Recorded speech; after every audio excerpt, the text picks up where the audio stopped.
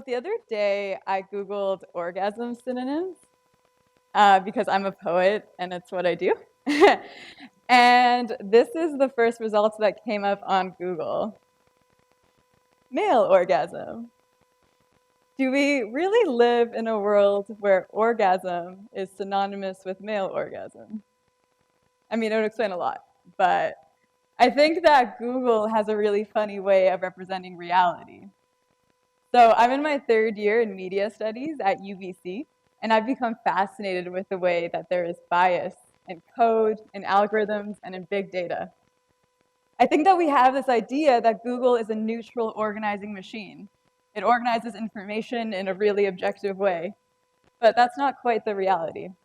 Even if I were to be, say, using a computer that has no digital imprint, is completely clear of its cookies and cleared of search histories, there would still be bias. So I set out to prove this, and I went on to Google basic search queries. So I started with Google Images, and I started by searching jobs. So I searched for maids, secretaries, and plumbers. So I'm not sure if this is what objectivity looks like. To me, there seems to be some kind of organizing logic that prioritizes the white male plumber and the sexy maid and secretary. So I asked myself, what other depictions of the workforce can we find on Google? For CEO, director, technician.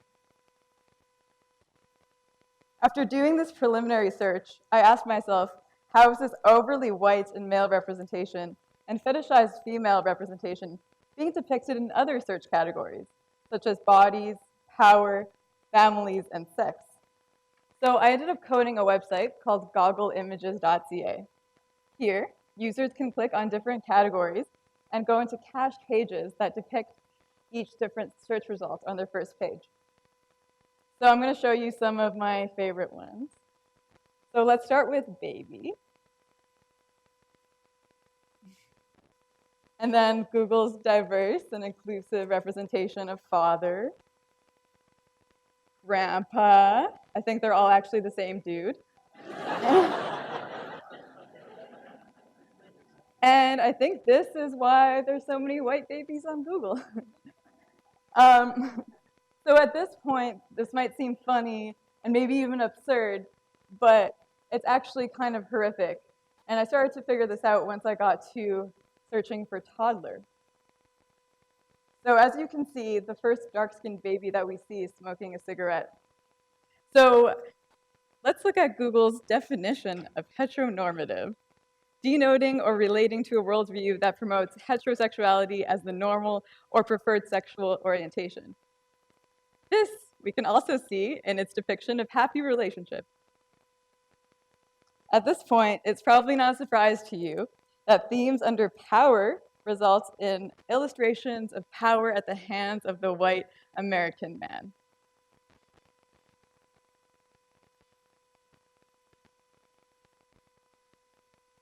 So despite being Canadian and using a Vancouver-based server, the American algorithms penetrated into my search results. This all ended when I searched for the word prison. Despite prisons being obviously very associated with America because it over-incarcerates people at a rate much higher than any other country, housing 22% of the world's prisoners, but only accounting for 4.4% of the world's population, and despite African Americans being incarcerated at a rate 5 times more than the rate of white people, the images here do not depict this. Moreover, young girls is deeply disturbing, showing images of elementary school girls in bikinis. The body is female and sexualized. And of course, the Google hand is white and creepy. Again, none of these results have been altered by me in any way. There are a lot more ideas that you can click through on my website, and I encourage you to see how it compares to your own personal computer when you search for these results. you will find that regardless of where you are, how many cookies you have cleared, or what language you are searching in, Google search images results will always have a sexist, racist, heteronormative, and Americanized algorithmic process, and this must be called to attention. These images demonstrate a sexualization of young girls and women, the erasure of queer identities, pornification of jobs, power association with America, heteronormativity, erasure of people of color, and white supremacy. Google's algorithms are governing the flows of information on which we depend. Ganile Langlos, an associate professor in communication studies at York University in Canada, says that algorithms have the power to enable and assign meaningfulness, managing how information is perceived by users. But the way that algorithms are designed goes way deeper than Google Images. This is just the surface. All search engines, social media platforms, and streaming sites use algorithms. And the way that algorithms work is by prioritizing certain content over other kinds of content. And this process of assigning meaningfulness to content, academic Tarleton Gillespie says, is almost as impossible because it comes from a subjective conversation of what is newsworthy or important or relevant. In deciding this, we push stories into margins, and we push marginalized people deeper into the margins as well. Author of Algorithms of Oppression, Sophia Noble, a professor of communications at the University of Southern California, said in an interview that there is a dominant Western-centric point of view that gets encoded into the organization of information. The truth is, Google is not an objective machine that gathers all human experience and provides a golden truth. Instead, its algorithms, as Sophia Noble pointed out, assign value based off of racism and sexism themselves. So now that we know that all of our algorithms are riddled with these systems of oppression, we rectify this towards digital justice. So the first step that I suggest is understanding that digital justice is possible. Algorithms are made by human beings, and that naturally comes with bias. Stuff that happens in the offline world gets programmed into the online world, and it can be changed. In fact, Google itself has actually made a point of changing its organization of information after users pointed out racism. So I will show 3 examples of this. So in 2015, when you would search for N-word house on Google Maps, it would point to the White House. After Google was called out on this, they immediately changed that result. Also in 2015, an image recognition algorithm auto-tagged pictures of Black people as gorillas. This was rectified, but not entirely. And thirdly, this is a really famous example, images depicting 3 Black teenagers versus 3 white teenagers. This was also called out very strongly at Google, and now if you search any of these terms, you'll just see this screenshot over and over again instead of actual stock images or mug photos. So Google is subject to necessary critical adaptation. So the next step for us is to fight back. Algorithms can be changed, so we should be able to change them through collective action. There's stuff that you can get involved with to change this and prioritize different content and show Google what you believe is relevant. You can join an organization like World Wide Web, which tries to change all the white hands that appear on Google. So you can share this stuff if you yourself have white hands, if you're a white person. Obviously, don't go uploading all, pictures of your hands on the internet, but you can share other people's hands and prioritize that as relevant.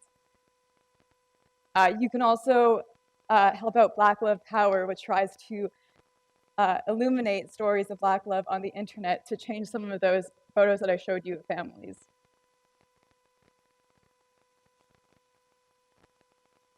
On a larger level, all programmers need to be required to understand the social powers that surround the world in which they develop their code. Gender, race, and social justice classes should be mandatory in universities for people in computer science fields.